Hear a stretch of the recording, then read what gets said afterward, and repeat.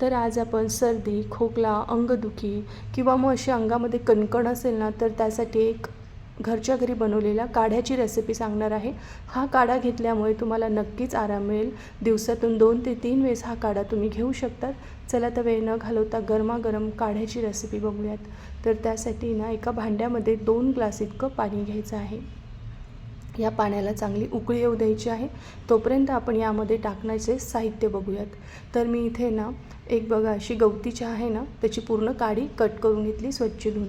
त्यानंतर 5 ते 6 तुळशीची पानं, 2 हिरवे वेलदोडे घेतले आहे, 5 ते 6 मी इथे काळे मिरे, 4 लवंगा आणि एक छोटा तुकडा दालचिनीचा, चिमूटभर हळद, चिमूटभर ओवा घ्यायचे आहे आणि चिमूटभर मी काळं मीठ घेतलं आहे. तुम्ही सेंदे लोणसुद्धा या ठिकाणी घेऊ शकतात, ज्याला रॉक सॉल्ट म्हणतात.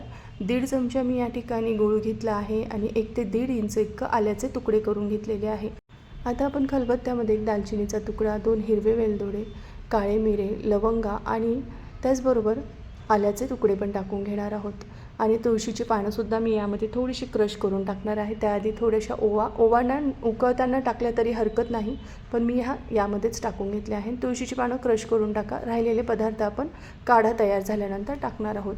असं सरभरीत आपल्याला हे खलबत्त्यामध्ये कुटून घ्यायचं आहे, म्हणजे ना मस्त या काढ्याला चव येते.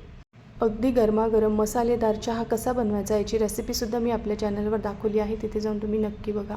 तर आपला हा असा सरभरीत मसाला या ठिकाणी रेडी झाला आहे आणि एकीकडे पाण्यालासुद्धा उकळी आली आहे.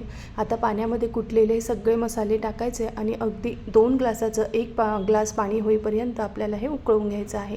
आता यामध्ये राहिलेले जिन्नस टाकूयात. तर मी यामध्ये आधी ना गवती चहा टाकून घेतलेला आहे आणि मसाल्यांमध्ये ना थोडंसं पाव चमचा धना पावडर पण टाका, जी माझी दाखवायची राहिली होती. तर पाव चमचा धना पावडर टाकली की चांगलं उकळायचं. आता 1 ग्लास इतकं पाणी झालेलं आहे हे. यामध्ये आता आपण चिरलेला गूळ टाकलेला आहे, चिमूटभर हळदसुद्धा टाकूयात. हळद ही उष्ण असते, त्यामुळे आपल्या घशाला छान शेक मिळतो. तर हळद आवर्जून टाका. काळं मीठ टाकलं मी या ठिकाणी, तुम्ही शेंदे लोण म्हणजे रॉक सॉल्टसुद्धा टाकू शकतात. त्याचबरोबर दिवसातून 2 ते 3 वेळेस तुम्ही छोटा कप भरून हा काढा घेऊ शकतात. लहान मुलांना देणार असाल तर 2-3 चमचे द्या. तुम्हाला घसादुखी असेल, कफ पातळ होण्यासाठी किंवा डोकंदुखीसाठी खूप रामबाण इलाज आहे. एकदा हा होममेड काढा नक्की तुम्ही करून बघा आणि कसा वाटला ते कमेंट करून सांगाच. पण अजून तुम्ही चॅनलला लाईक, फॉलो केलं नसेल तर नक्की करा. धन्यवाद.